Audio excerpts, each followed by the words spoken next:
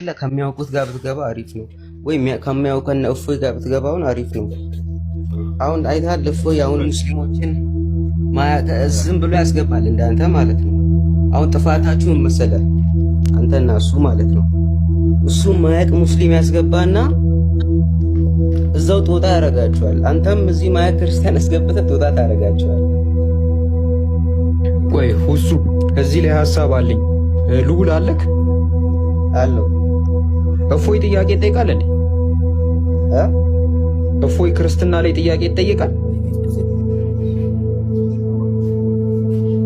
አልገባኝ። እፎይ ቤት አሁን እኔ ገብቼ ክርስትና ላይ ጥያቄ ብጠይቀው ይጠየቃል? መቼም እረዶ መቼም አይጠየቅም። ሁሱ ግን ማለት ነው ይሄው ክርስቲያኖች ካላችሁ የፈለጋችሁትን እስልምና ላይም ክርስትናም ላይ ሳትጠየቁ ጠይቃችሁ መውጣት ትችላላችሁ። ቀኑ ሙሉ ጥያቄ ሲጠየቅ ነው የሚለው። መጠየቅም እንትን አይልም፣ ያው ንጽጽር ቤት ስለሆነ ማለት ነው። ግን ክርስቲያኖች አሁን ካላችሁ የምትሰሙ ማለት ነው ሁሱ ጋር መታችሁ እስልምና ላይ የፈለጋችሁትን ጥያቄ ጠይቃችሁ መውጣት ትችላላችሁ እና አትጠየቁም ከፈለጋችሁ ማለት ነው። ቆይ አንዴ እናንተ እኮ አንዴ ያላችሁ ሲዛችሁ ገብታችሁ እዚህ ጋር ታሪክ ይፈጥራችሁ የሚሰማችሁ ሰዎች ሁሱ እንትን በለኝ እስቲ ሞዴሬተር ቀባኝ በእናትህ። ሞዴሬተር ማጣት እንደዚህ ጎዳኝ እና ምንድነው ክርስቲያኖች የፈለጋችሁትን ጥያቄ ሁሱ ጋር መታችሁ መጠየቅ ትችላላችሁ። ያለመጠየቅ መብታችሁ ተከብሮ ማለት ነው፣ ግዴታ አይደለም። እፎይ ግን ጥያቄ አይጠየቅም። በቃ ሁሌ መጠየቅ። ይሄ ነው ልዩነታቸው ማለት ነው። ገባ? ሲቀጥል ደግሞ እፎይ አያስወራክም። አናታናትን ነው የሚለው። ግን ሁሱ ጋር ስድብ የለም። ቢያንስ ተረዳኸኛ? ነፃነት አለክ፣ ታወራለክ። ያው አንተ ጥያቄ ተወና ሀሳብ ራሱ እየሰጠክ ነው። ያው ሀሳብን ይሰማል። የሚሳደቡ ሰዎች ራሱ ቢመጡ ማለት ነው አያቋርጣችሁም። ተሳርቦ ጨርሶ ነው የሚወጡት። ይሄ ልዩነታቸው ነው እና የማይነጻጸር ሰው አታነጻጽር። እሺ ለሌላ ጊዜ ማለት ነው። እሺ በርዕሱ ላይ መቀጠል የሚፈልግ ሰው ካለ ቆይ፣ በርዕሱ ላይ አንድ ሰው አሁን ምን መሰላችሁ፣ የሆነ ስንለቃችሁም የሆነ ጠላ ቤት አይሁን፣ አንድ ሰው ሲያወራ ሌሎቻችሁ ሚዩት አድርጉ። ከዛ ልክ አንድ ሰው ሲጨርስ ሌሎቻችሁ ትገባላችሁ። ተግባባን? ማን ነው የሚቀጥለው? የሚቀጥል ማን ነው? እሺ ዮኒ ይቀጥላል። ሌሎቻችሁ ሚዩት አድርጉ። እሺ ዮኒ ከየትኛው ቤተ እምነት ነህ? እኔ ከፕሮቴስታንት። ኦኬ ክርስቶስ የአምላክ መልእክተኛ ነው? የአምላክ መልእክተኛም ሆኖም ደግሞም አምላክ ነው። ኦኬ የአምላክ መልእክተኛ ነው? አዎ መጽሐፍ ቅዱሳችን የሚያስተምረን እሱ ነው። ስንት አምላክ ነው ያለው? አንድ አምላክ ነው ያለው። የትኛው የተላከው ወይስ የላከው? ነገርኩህ እኮ ያለው አንድ አምላክ ነው። ያ አምላክ ራሱን የገለጠ አንድ አምላክ ነው እኮ። አንድ አምላክ ነው ያለው አልከኝ። አንድ አምላክ ያልከኝ የላከው ነው የተላከው? አይ ኖ እንደዚህ አይደለም እኮ። ይማ ልንገርህ፣ አምላክን ላከው አልከኝ አይደለ? አምላክን ላከው። እሺ ገብቶኛል። አስረዳ። እሺ ላኪው አብ ነው፣ ተላኪው እግዚአብሔር ወልድ ነው። ይሄ ማለት ክርስቶስ ኢየሱስ ማለት ነው። ኦኬ የላከው ተልኳል? የላከው አልተላከም። ላኪ ነው። ኦልሬዲ ላኪ ነው እሱ።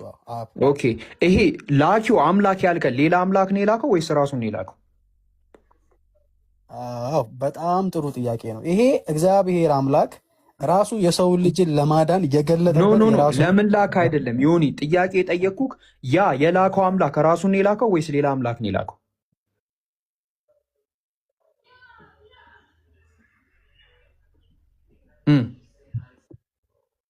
እስኪ አንዴ ድገምልኝ። ድምፅን በደንብ አልሰማሁትም። አንዴ የላከው አምላክ ራሱን ነው የላከው ወይስ ሌላ አምላክ ነው የላከው? እንደነገርኩህ እኮ ነው፣ ቅድም እንደነገርኩህ ነው። እግዚአብሔር ከነገርከኝ አንጻር የላከው አምላክ ራሱን ነው የላከው ወይስ ሌላ አምላክ ነው የላከው?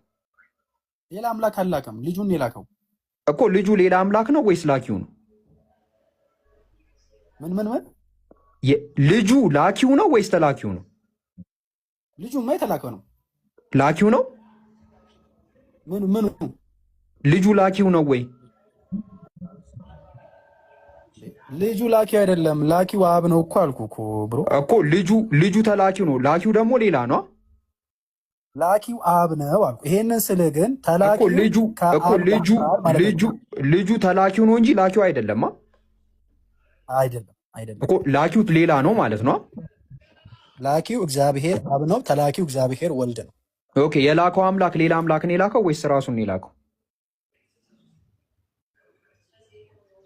ነገርኩ እኮ አሁንም አልሰማኝም መሰለኝ። አንዱ አምላክ የሰው ለማዳን ራሱን የገለጸበት እሱን አልጠየቅኩም። የጠየቅኩት ጥያቄ የላከው አምላክ ራሱን የላከው ወይስ ሌላ አምላክ ነው የላከው? ብሮ እንዲህ ተብሎ እኮ አይጠየቅም እኮ። አሁን ይሄ ማለት ምን ማለት መሰለህ? ስማኝ። ይሄ ማለት ምን ማለት ማለት መሰለህ? ስማኝ። እሺ ስማኝ። እሺ ቁርአን ውስጥ ኢሳ አልመሲህ መሆኑን ቁርአን ይናገራል። እሺ አይደል? እሺ ታምንበታለህ አንተ? ይሄንን አልመሲህ እንደሆነ ታምንበታለህ? ኢሳ ቃል እኔ አልመሲህ ነኝ ብሎ የተናገረበት ስፍራ አለ ቁርአን ውስጥ? እንትን ቁርአን ያላህ ንግግር ነው፣ ግን እንደተቀባ ግን ይናገራል። እንደተቀባ አይደለም። አድምጠኛ ጥያቄ መልስልኝ። እሺ ኢሳ ቃል በቃል እኔ መሲህ ነኝ ብሎ ተናግሯል እኮ። መሲህ ማለት ምን ማለት ነው? አድምጠኝ። መሲህ ማለት ንጉስ ወይ የተቀባ ማለት ነው። ግን ቶ ወደ ሌላ ጥያቄ ትሄድ። ቃል በቃል እንደተቀባ ተናግሯል። በጣም ጥሩ። ቃል በቃል እኔ አልመሲህ ነኝ ብሏል ኢሳ። እንደተቀባ ተናግሯል ማለት ምን ማለት ነው? እሱን አይደለም እኔ አልመሲህ ነኝ ብሎ ተናግሯል ወይ? እሺ ችግር የለውም። አልመሲህ ብሎ አልተናገረም። እሺ ምን ይሁን? በጣም ጥሩ። አልመሲህ ብሎ ካልተናገረ ኬት ብለህ አንተ አልመሲህ መሆኑን አመንክበት? አላህ ነግሮኝ። በጣም ጥሩ። አየህ አይደለ? እኛም ክርስቲያኖችም ጥያቄ ስጠይቅ ልክ ሆን የጠየቅኩህን አይነት ጥያቄ አይደለም መጠየቅ ያለብህ። ኖ የኔን መልስልኝ። የአንተን መለስኩልህ እኮ የኔንም መልስልኝ። ኖ መልስልኝ፣ የኔን መልስልኝ። የላከው አምላክ ራሱን ነው የላከው ወይስ ሌላ አምላክ ነው የላከው? አድምጠኝ፣ አንዴ አድምጠኝ። እሺ በመጽሐፍ ቅዱስ ጥቅስ ላድርግልህ። ቆይ ችግር የለውም። መጽሐፍ ቅዱስ ጥቅስ አወጣልሃለሁ እኮ ቆይ እኔ አወጣልሃለሁ። ችግር የለውም።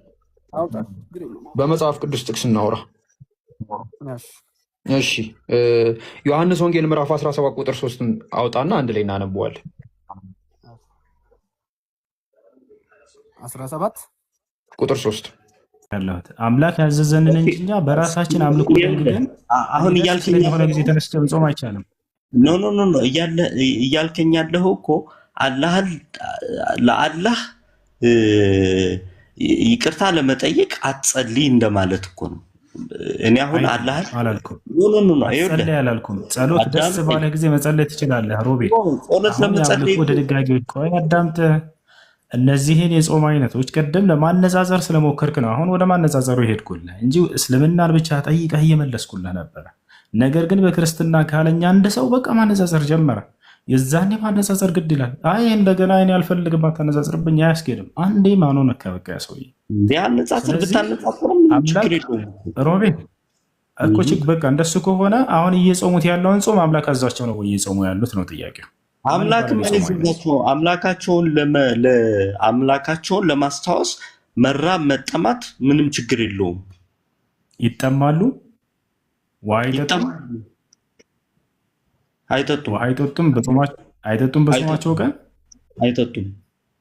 የጾም ምግብ ተብሎ ተለይተው የሚበሉ ምግቦች የሉም። ይራባሉ፣ ሙሉ በሙሉ ይራባሉ። ስጋ አይበሉም፣ እንቁላል አይበሉም፣ ወተት አይጠጡም፣ ይራባሉ።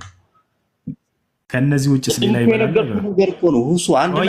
ሮቤል ቆይ የጾም ምግብ እየተባሉ የጾም ምግቦች የተለዩ ምግቦች አይበሉም በቀን ላይ ማለት ከስጋ ውጭ እና ከነዚህ አሁን ከዘረዘርካቸው ውጭ አይበሉም? አልገባኝም ጥያቄ። ማታ 3 ሰዓት ይበላል ዘረዘርካቸው አይደለ? እነዚህ ስጋ አይበሉም አልከኝ። ምን ነው የማይበሉትና የሚበሉት ምንድን ነው? በጾም ቀን አትክልት ነገሮች ነው የሚበሉት። ተራቡ አይባልማ። ታዲያ ይበላሉ እኮ ልብና ተራቡ ይበላሉ። አዳምጠኝ ሁሱ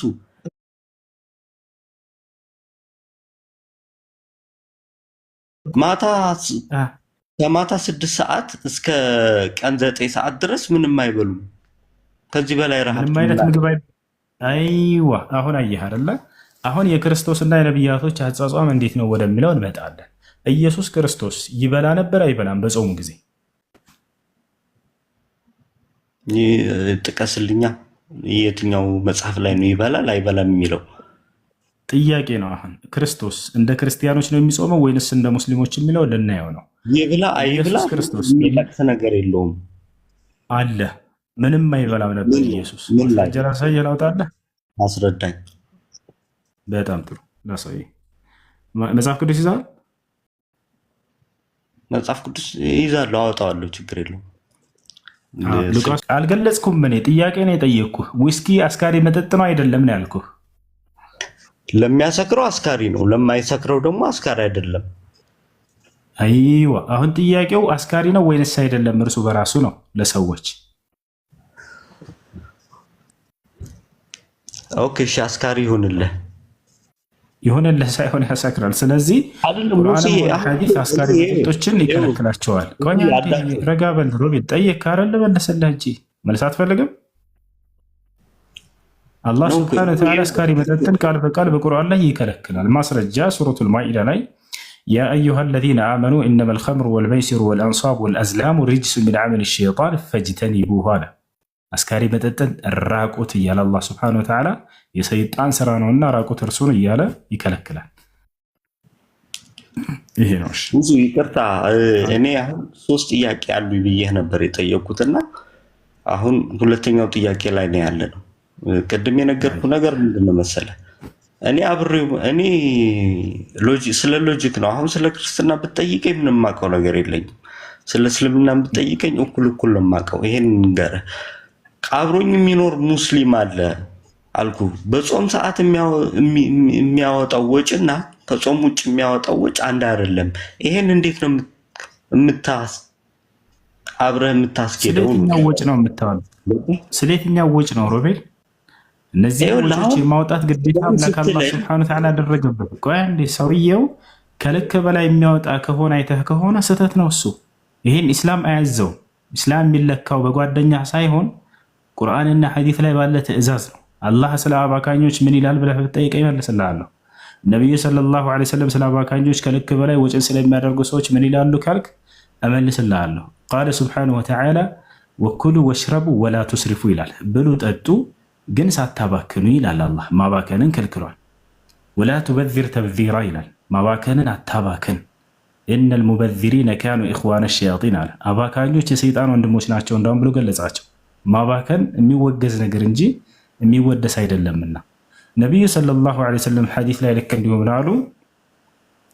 ኩል ወልበስ ወሽረብ ምን ገይሪ ኢስራፊን ወላ ኹየላ አሉ። አው መኽየላ፣ ብላ ጠጣ ልበስ፣ ነገር ግን ሳታባክንና ሳትንጠባረር ሳትኮራ በሌሎች በድሃዎች ላይ ብሎ ተናገሩ። አሁን ወደ ሌላ አትሂድ። እኔ እየጠየቅኩ ያለሁት በጾም ሰዓት ነው። ጾም መራብ መጠማት አላህን ወረደዛ ጠይቆ ሲመለስለት ፕሊስ ፕሊስ ወደ ሌላ አትድነን እንዴ? ስለሚያባክን ጓደኛው ጠየቀ። ያ በኢስላም አይለካም። በኢስላም ግን ማባከን ይሄ ነው ማስረጃው ከቁርአን ከሐዲስ እያልኩት መስማትና መረዳት ራሱ አይፈልግም። ልክ ክርስትናን ሲያነሳ ጊዜ ሊያነጻጽር ሲፈልግ ክርስትናን ከፍ ሊያደርግ ሊያነጻጽርለት ሲሄድ አይ ክርስትናን ያላቅም አትንካብኛል። ሂደን ስንመዝነው አምላክ ያዞታል ወይ ይህን የጾም አይነት? ወፍ የለም። እስከ 6 ሰዓት 9 ሰዓት የሚል ድንጋጌ ያለው ወይ አትብሎ ይህን የጾም ምግብ ይህን ያክል ብሎ አትብሎ አትክልት የስጋ ምናምን አለው የመጽሐፍ ቅዱስ ላይ? ወፍ የለም። አምላክ ባያዘንም ዝም ብለን እንሰራለን። ላኢላሃ አምልኮ ማለት ትርጉም አልገባችም ቅዱሳን። አምልኮ ማለት አምላክ በነቢያት በኩል ያዘዘውን ትእዛዛት መፈጸም ማለት ነው። ባጭር ይሄን ትርጓሜው። እኛ ሙስሊሞች ጾማችን ሁሉ አምልኮ ስርዓታችን ሁሉ አምላክ በነቢዩ ሙሐመድ ሰለላሁ ዐለይሂ ወሰለም በኩል ያዘዘንን ትእዛዛት ነው የምንፈጽመው። ጾም በለው ሶላት በለው ሁሉ እያንዳንዱ አምልኮ ስርዓት ከዚያች ላይ አንዲት ቅንጣት አንጨምርም አንቀንስም። ያው ነገር ግን የክርስቲያኖችን ጾም ሄዳችሁ ብታዩ አያውቀውም መጽሐፍ ቅዱስም ነቢያቶችም አያውቁትም። ገብቷቸዋል። የአጿጿሙን ስርዓትም ከየት ነው የያዛችሁት? ወፍ አይታወቅም። ይህን ይታወቃል የሚል ካለም ገብቶ ማብራራት ይችላል። ክርስቶስ ያው እንደኛ ምንም ምግብ አይበላም ነበር። እናንተ ግን የጾም ምግብ እያላችሁ ድብ እናድርጋችሁ ቀን ላይ ትበላላችሁ። ጥያቄ ያለ ቀጥል። ሰላም አለይኩም ወራህመቱላሂ ወበረካቱ። ወአለይኩም ሰላም ወራህመቱላሂ ወበረካቱ። ሁሱ እንትን ሰላት ላይ አሁን ለምሳሌ 5 ወቅት ሰላት በምንሰግድበት ጊዜ ላይ እንደጨረስን ኢስቲግፋር አድርገን በተደጋጋሚ ቁጭ ብሎ ዱዓ ማድረግ ቢዲአ ይሆናል እንዴ? ችግር የለውም። ከሶላት በኋላ የሚባሉትን ዚክሮች እንደጨረሳችሁ ከዚያ በኋላ ዱዓ ብታደርጉ ችግር የለውም። የማይቻለው በተደጋጋሚ ቢሆን ችግር የለውም። ሸጊቱ መረጋጋት አንድ እድል ስችል ጨርስ ላውራ። ነገር ግን የተከለከለው ወይንም ቢድዓ ነው ያሉት ኢብኑ ዑሰይሚን የትኛውን ነው? ሰውየው ዋጅብ ሶላት ከጨረሰ በኋላ ዚክሮችን ሳያደርግ ከዚያ ቀጥታ ዝም ብሎ ዱዓ ማድረግ። ይሄ ነቢ ሰለላሁ ዐለይሂ ወሰለም አላደረጉትም፣ አላዘዙትም። ነገር ግን ነቢ ሰለላሁ ዐለይሂ ወሰለም ያዘዙት መጀመሪያ ዚክር አድርጉ ነው ያሉት። ቃለ ነቢ ሰለላሁ ዐለይሂ ወሰለም መን ሰበሐ አላህ ዱቡረ ኩሊ ሰላህ መክቱባ 33 ወሐሚደ አላህ 33 ፈትልከ 99 وتمام المئة قوله لا إله إلا الله وحده لا شريك له له الملك وله الحمد على كل شيء قدير من قالها غفرت له خطاياه وإن كانت مثل زبد البحر النبي صلى الله عليه وسلم منالو أمستون قديتا صلاتوች ከሰገደ በኋላ 33 ጊዜ ሱብሃንአላህ 33 ጊዜ አልহামዱሊላህ 33 ጊዜ አላሁ አክበር ያለ እነዚህ 99 ሲሆኑ መቶኛ ላ ኢላሃ ኢላላህ ወህደሁ ላ ሸሪከ ለሁ ለሁል ሙልኩ ወለሁል ሐምዱ ወዐላ ኩሊ ሸይኢን ቀዲር ያለ ያለፈ ኃጢአቱ ሁሉ ይማርለታል። በአኮረፋት ላይ ማነው በባህር ላይ እንዳለ አኮረፋት የበዛ ቢሆንም እንኳን ኃጢአቱ ብለው ምሳሌ ሰጡ። ስለዚህ ከግዴታ ሶላቶች በኋላ እነዚህን ዚክሮች ነው ቀድመን ማለት ያለብን። ከዚያ በኋላ ይህን ከጨረስን በኋላ እንደፈለጋችሁ ዱዓ ማድረግ ትችላላችሁ። አይ እሺ እንትን ላይ ደግሞ ለይለቱል ቀድር አሁን ለምሳሌ ለይለቱል ቀድር ከቤት ውስጥ ስንሰግድ ከስንት እስከ ስንት ሰዓት ነው መስገድ ያለብን? ስንትስ ረካ ነው? የሌሊት ሶላትን ከኢሻ በኋላ እስከ ሱብሒ ድረስ ባለው ጊዜ ደስ ባላችሁ ሰዓት መስገድ ትችላላችሁ። የረካው ገደብ የለውም። የፈለጋችሁትን ያክል መስገድ ትችላላችሁ። ነብዩ ሰለላሁ ዐለይሂ ወሰለም 11 ይሰግዳሉ ተብሎ የተገለጸው እሱ አልተገደበም። ከዚህ በላይ አትስገዱ የሚል የለም። በሌላ ሐዲስ ላይ እንዳውም ሶላትን ላይ መትና ብለው ተናግረዋል። የሌሊት ሶላት ሁለት ረካ ያደረጋችሁ እስከፈለጋችሁ መስገድ ነው ብለዋል። ስለዚህ እንደፈለጋችሁ መስገድ ትችላላችሁ። በላጩ ሰዓት የትኛውን ሰዓት ነው ታዲያ ከተባለ የሌሊቱ መጨረሻ ላይ መስገዱ በላጭ ነው። لأنه وقت نزول إلهي سبحانه وتعالى كما يليق بجلاله وعظمة سلطانه. أي طيب جزاك الله خير. السلام عليكم. وعليكم السلام ورحمة الله. ጥያቄ ነበረኝ። አንድ ጓደኛዬ ጠይቅልኝ ብሎኝ ነው። ረጅም ሰዓት ነው ቁጭ ያልኩት። እንትን በረመዳን ወቅት ነውና ምንድነው አጋጣሚ ስራ ቦታ ላይ አንድ የተገላለጠች ሴት ወይም ደግሞ ደረቷ የሚታይ ሴት መጣችና አያት። ስራ ቦታ ላይ ነኝና በዛ ሰዓት የሆነ አንዳለ ለስሜቱ መገዛት ሆነበት አያት ልበል እና የሆነ ፎቶ ማንሳት ነገር ወይም ደግሞ አነሳት። ይሄ ነገር እንዴት ነው? ጾሙ ያበላሽበታል ወይ? ምንዳውን ይቀንስበታል። ወንጀል ነው ይሄ። ነገር ግን ሙሉ በሙሉ ጾሙ ጠፍቷል ማለት አይደለም። ምንዳውን ግን ይቀንስበታል። ሰውየው በጾም ጊዜ ኃጢአትን ባደረገ ቁጥር ምንዳው ይቀንሳል። መሳደብ፣ መዝለፍ፣ ማማት፣ ሰዎችን አሁን እንዳልከው በክብራቸው ላይ መረማመድ፣ ያለ ፈቃዳቸው ፎቶአቸውን እርቃናቸውን አንስተው ከሆነ ይሄ በጣም ከባድ ወንጀል ነው። ወንጀል ማን ነው? ምንዳውን የጾሙን ምንዳ ይቀንሰዋል። ጾሙን ግን ተበላሽቷል ሙሉ በሙሉ ማለት አይደለም። እሺ ሁለተኛው ጥያቄ ደግሞ ሲናገሩ من لم يدع قول الزور والعمل به فليس لله حاجة في أن يدع طعامه وشرابه له.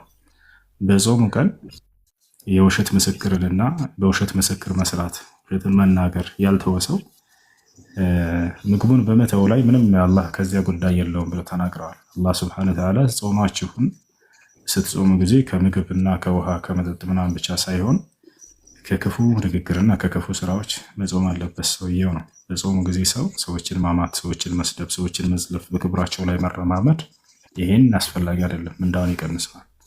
አይሽ መርሐባ። ሁለተኛው ጥያቄ ደግሞ ስለዚህ ቆይ እዚህ በመጀመሪያው ላይ ስለዚህ ምንድነው ይሄ ዕዳ የሚሆንበት ነገር የለም ማለት ነው? ይሄ ዕዳ የሚከፍለው ወይም ደግሞ የሚጾመው ነገር የለም።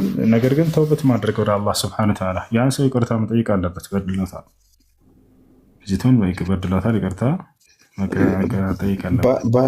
አያገኛትም ተመልሶ ማለት ነው። ስራ ቦታ ስለሆነ ተመልሶ የሚመጣ ሰው አይደለም። እንግዲህ ነቢያችን ሰለላሁ ዐለይሂ ወሰለም መን ካነት ዐንደሁ መዝለመቱን ሊአኺህ ፈልየተሐለልሁ ልየውመ ብለዋል። ከእናንተ አንዳቸው ወንድሙን የበደለ ሰው ካለ ያን ሰው ይቅርታ ይጠይቅ ብለው ተናግረዋል። ይቅርታ መጠየቅ አለበት ካልቻለ ያን ነገር ወደ አላህ ስብሐነ ወተዓላ ተውበት አድርጎ ሰውየው ያነሳት ነገር ካለ ያንን ማጥፋት አለበት። አይ መርሐባ። ሁለተኛ ጥያቄ ደግሞ ካፈጠረው በኋላ ምንድነው ኢኽትላም ሆነ በራሱ ፍቃድ ማለት ነው። ከጾሙ ጋር የሚያያዝ ነገር የለም። ሰውየው ፊጥራ ካደረገ በኋላ ይሄንን ማድረጉ በእርግጥ ወንጀል ነው፣ ራስን በራስ ማርካት። ነገር ግን ሰውየው ጾሙ ጋር የሚያያይዘው ነገር የለም። ጾሙ ተበላሽቷል አልተበላሽ የሚለው ጥያቄ የሚሆነው ቀን ላይ ቢያደርገው ኑሮ ነው። ቀን ላይ ጾመኛ ሆኖ ሰውየው ራስን በራሱ ቢያረካ የዛኔ ጾሙ ይበላሻል። ነገር ግን ካፈጠረ በኋላ ካደረገው ከጾሙ ጋር የሚያያይዘው ነገር የለም። ግን ወንጀለኛ ነን በማድረግ ወደ አላህ ተውበት ንስሐ ማድረግ አለበት።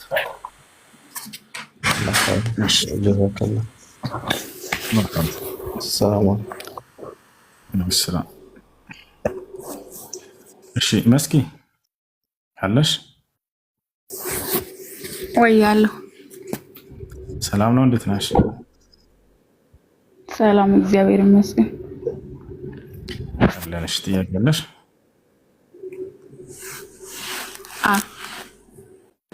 እሺ ጥያቄሽ ምንድን ነው?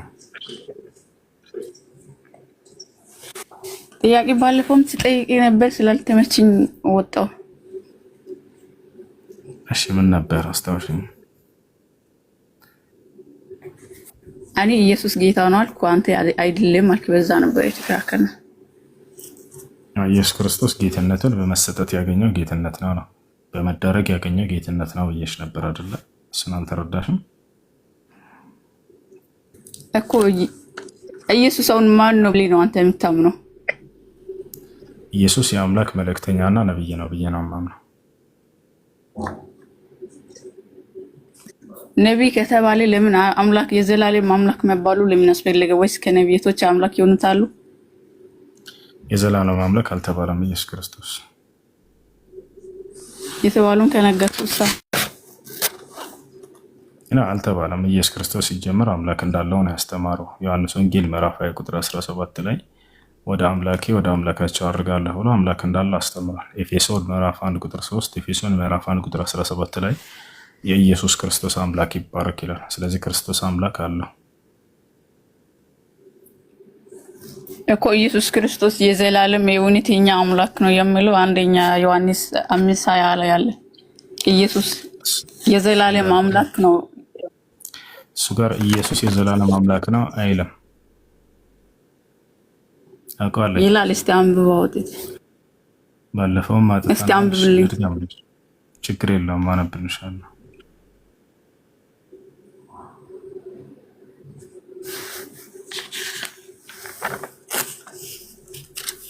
እሺ የእግዚአብሔር ልጅ እንደመጣ ይላል አይደለ? የእግዚአብሔር ልጅ እንደመጣ ይላል። እግዚአብሔር ማን ነው? ልጁ ማን ነው? ሁለት አካሎችን እያነሳ ነው እዚህ ጋር አይደለ? ሁለት አካል እኮ የምንነሳው አሁን ለምሳሌ በሌላ ምዕራፍ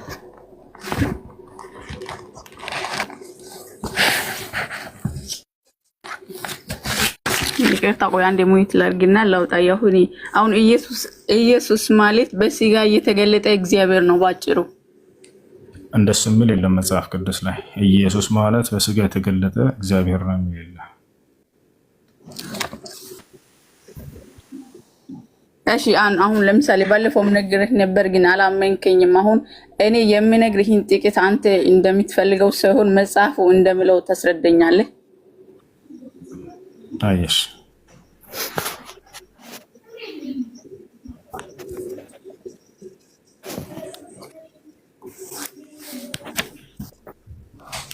ልንገርህ። እሺ አሁን ሌላ እስኪናገር አሁን ዮሐንስ 1:1 ላይ እና 1:10 ኦኬ ዮሐንስ 1:1 ላይ ያሉን አንተ አንብብልኝ። እሺ በመጀመሪያ ቃል ነበር፣ ቃልም ከእግዚአብሔር ዘንድ ነበር፣ ቃልም እግዚአብሔር ነበር፣ ይህም በእግዚአብሔር ዘንድ ነበር፣ ሁሉ በእርሱ ሆነ፣ ከሆነው እንኳን አንዳች ያለ እርሱ የሆነ የለም ይላል። እሺ ቃልም እግዚአብሔር ነበር የሚለው ቃል እግዚአብሔር እንደሆነ ታምናለህ? እሺ ቃል እግዚአብሔር ነበር ሲል ቃል የሚባል የእግዚአብሔር አካል አለ ሳይሆን እግዚአብሔር ተናጋሪ መሆኑን ለመግለጽ ነው። እግዚአብሔር ፍቅር ነው ሲባል ፍቅር የሚባል እግዚአብሔር አለ? እግዚአብሔር ፍቅር የእግዚአብሔር አካል አለ ሳይሆን እግዚአብሔር ተናጋሪ መሆኑን ለመግለጽ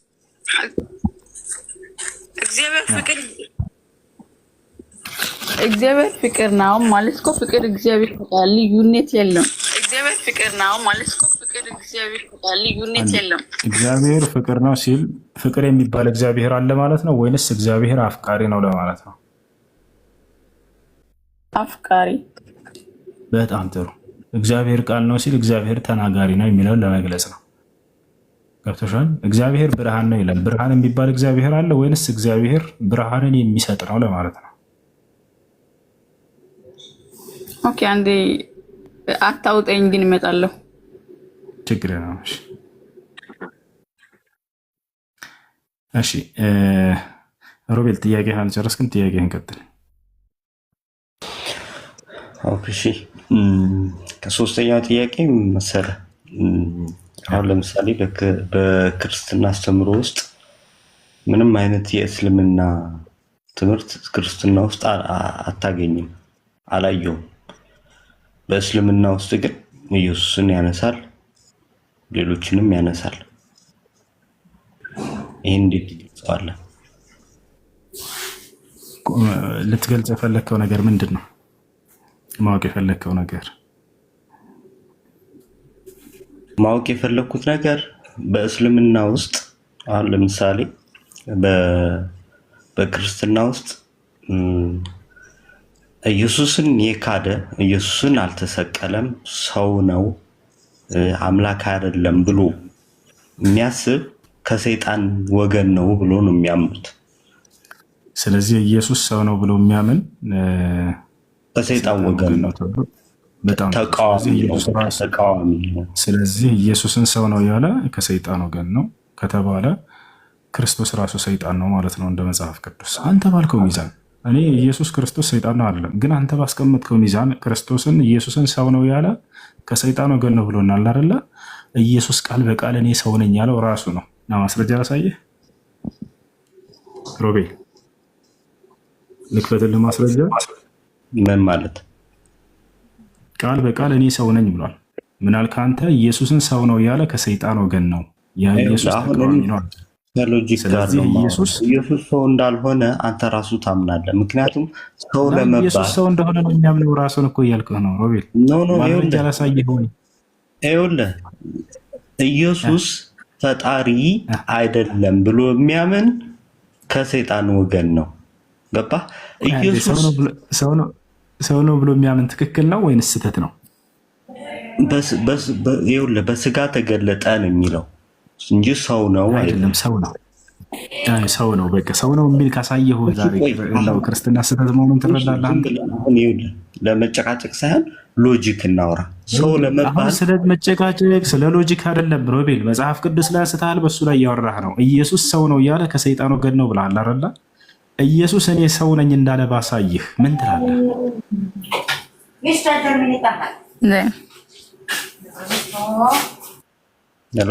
ሮቤል ኢየሱስ እኔ ሰው ነኝ እንዳለ ባሳየህስ ምን ትላለህ? ሰው እንዳልሆነ እኮ ምንም ማረጋገጫ አለው። ብዙ አሁን አንተ ሰው ነው ብለህ አንድ አንቀጽ ታመጣለህ። ሰው እንዳልሆነ ደግሞ ብዙ ማረጋገጫ ለመጣ አንድ አንቀጽ ብቻ አይደለም፣ በሽ ጥቅስ አመጣልህ። ችግር የለውም። የምትፈልግ ይሄን ያክል ጥቅስ ፈልጋለህ ሰው ነው የተባለበት ብለኝ ሁሉንም አሳያለሁ። በዛው ልክ ደግሞ ሰው አለመሆኑ በነገራችን ላይ ምን አለ መሰለህ፣ ሰው ለመባል ከወንድና ከሴት መወለድ አለብህ ሲጀመር ማለት ነው። ማን ነው እሱም መስፈርት ያስቀምጠው? ማን ነው?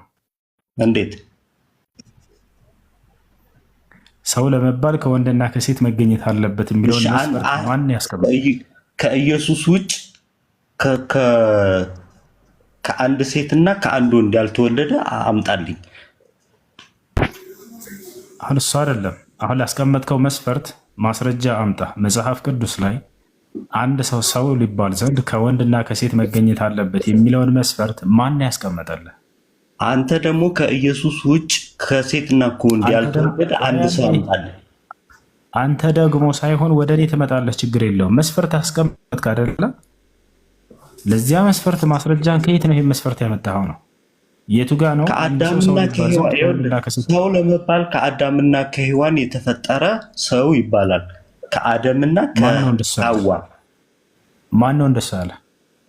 መጽሐፍ ቅዱስ ላይም አለ፣ ቁርአን ላይም ብትሄድ ያለ ማስረጃ መጽሐፍ ቅዱስ ላይ ማስረጃ ለምን ትጠይቀኛለህ? ምን ማስረጃ እኮ አያስፈልገውም። ይሄ ያለ ማስረጃ አይወራም። እምነት እኮ ነው እያወራበት ያለው። እንዳጠቃላይ ኢየሱስ እኔ ሰው ነኝ ብሏል። ላሳየህ እሱን። እኔ ደግሞ የምልህ ከኢየሱስ ውጭ ከሴትና ከወንድ የተወለደ ሌላ ሰው አለ። ወደ እሱ እንመጣለን ቀጣዩ ላይ። ቅድም ምን ብለህ አስቀምጠሃል ነበር መሰለህ? ኢየሱስ ሰው ነው ያለ ከሰይጣን ወገን ነው ብለህ ነበር። ስለዚህ እሱ ከሰይጣን ወገን ነው። ማን?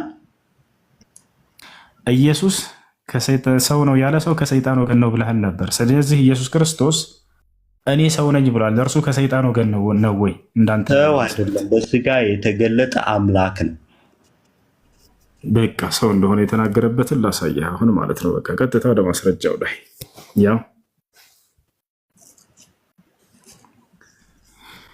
መጽሐፍ ቅዱስ ይዘሃል ሮቤል? ምንም መጽሐፍ ቅዱስ አያስፈልገኝም። ለምን አያስፈልግህም? እንደ ማስረጃ መጽሐፍ ቅዱስ ላይ እኮ ኢየሱስ ክርስቶስ ሰው ነኝ እንዳለን እናወራከሩ ላሳየህ ነው። እየነገርኩህ እኮ ነው። እኔ መጀመሪያም ነግሬሃለሁ። እኔን እንደ ክርስቲያን አታስበኝም። ምክንያቱም ክርስቲያን የሚያሟሉትን ነገር በፍጹም የለኝም አልኩህ እኮ። እኔ በሎጂክ ነው የማምነው። እንደሱ ከሆነ ክርስቲያን መከራተራሽ መስኪ ከታች ካለሽ ምትሽናሽ ወይ ከላይ ዳጉ አለ ዳጉ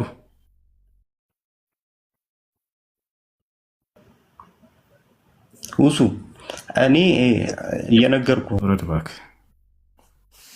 አይ ሰው ነው ያለ ኢየሱስን ከሰይጣን ወገን ነው አለ። ሰው እንደሆነ ላሳየው ስል እኔ ስለ ክርስትና አታውራኝ። አያስኬድም እንደዚህ ክርስቲያኖች እንዴ! ወላሂ በጣም ይደብራል። በራሳቸው አትቀልዱ። ሰው መሆኑን እወቁ፣ ተረዱ፣ እመኑ። ቃል በቃል እኔ ሰው ነኝ ብሏል። እሺ ክርስቲያን አለ ከገባችሁት ልጆች?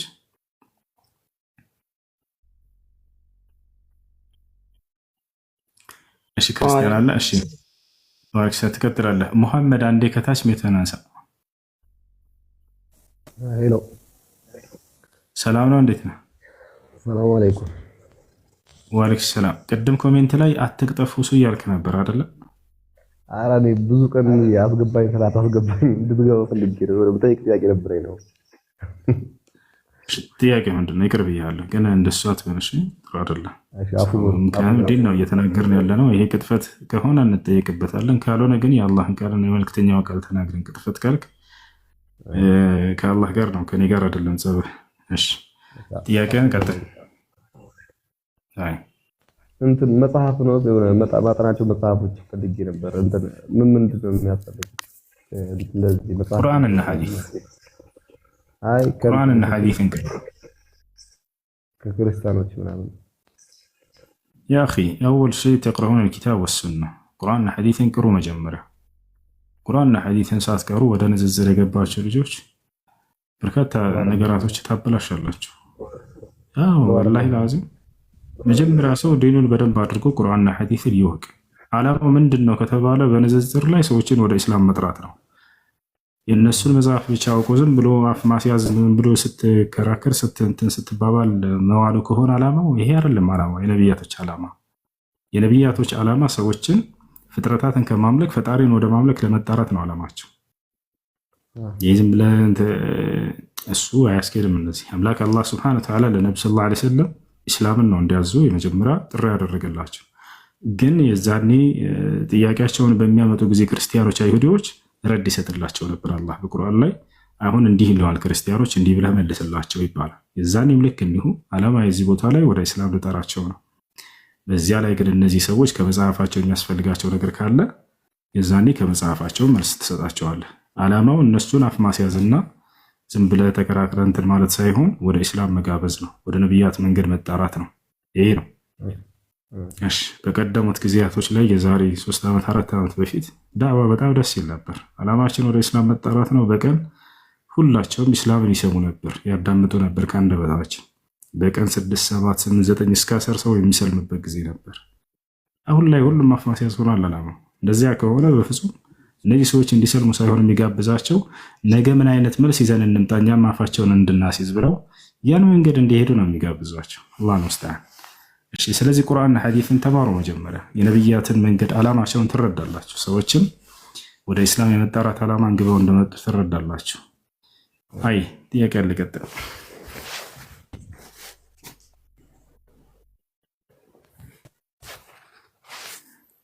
ጥያቄ ያላችሁ ልጆች ከሌላችሁ ጥያቄ አለ። ቁርአንና ሐዲስ ቅራ። በእነዚህ ነገራቶች ላይ የሚያግዘህ ደግሞ ከዚያ በኋላ ከጠየቅን አልጀዋብ ሶሒሕ ሊመን በደለ ዲን አልመሲሕ የሸይኹል ኢስላም ተይሚያ መጽሐፍ የንጽጽራዊ መጽሐፍ ነው።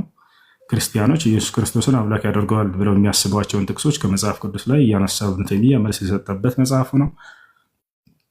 ልክ እንዲሁ ተማሪው የእርሱ ትልሚዙሁ ወልባር አልኢማም ኢብኑል ቀይም አልጀውዚያ ረሒመሁላህ ተዓላ እርሳቸውን ሂዳየቱል ሐያራ ፊ ረድ ዐለ ልየሁድ ወነሳራ የሚል መጽሐፍ አላቸው። እርሱንም መጽሐፍ ብታነቡት በጣም አሪፍ ነው። በይሁዲዎች እና በክርስቲያኖች ላይ ለሚያስነሷቸው ጥያቄዎች የተሰጠበት መልስ ነው። እነዚህን ሁለት መጽሐፍቶች አንብቧቸው። እሺ፣ ጥያቄ ያለ ይቀጥል።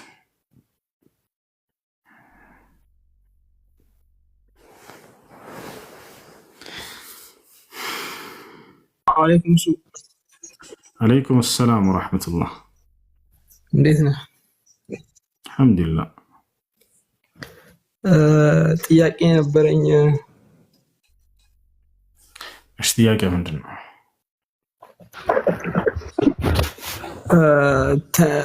አሁን በዚህ ረመዳን ላይ ተኝቼ ስነሳ ጀንቤያለሁ።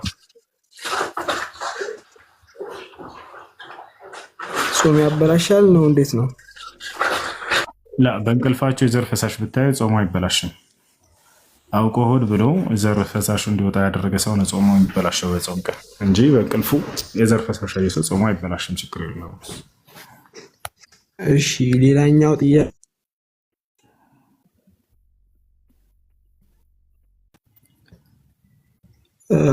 በጣም የራሴም ማርካት 5 ዓመት ያክል ቆይቻለሁ እና ምን ብዬ አላህን ይቅርታ አልጠይቀው? በጣም በቃ ሁሌ ይሄ ሀሳብ የሚገባኝ። እሺ፣ እንዲህ አይነቶችን ጥያቄዎች መጀመሪያ ስትጠይቁ እንዲህ ያደረገ ሰው ምንድን ነው ማድረግ ያለበት በሚል መልኩ ጠይቁ። ኃጢአታችሁን ግልጽ አታውጡ። አላህ ስብሐነሁ ወተዓላ ኃጢአታችሁን ለእኔ ብቻ ተናገሩ ብሎ ተናግሯል ቁርአን ላይ። አላህ ስብሐነሁ ወተዓላ ወኢዛ ሰአለከ ዒባዲ ዐኒ ፈኢኒ ቀሪብ ይላል። ሙሐመድ ሆይ ባሮቼ ስለ እኔ ከጠየቁ ለእነርሱ ቅርብ እንደሆንኩኝ ያሳውቃቸው ንገራቸው ብሏል። ገብታችኋል አይደል? ነቢያችን ሰለላሁ ዐለይሂ ወሰለም ኩሉ ኡመቲ ሙዓፋ ኢለል ሙጃሂሩን ብለዋል።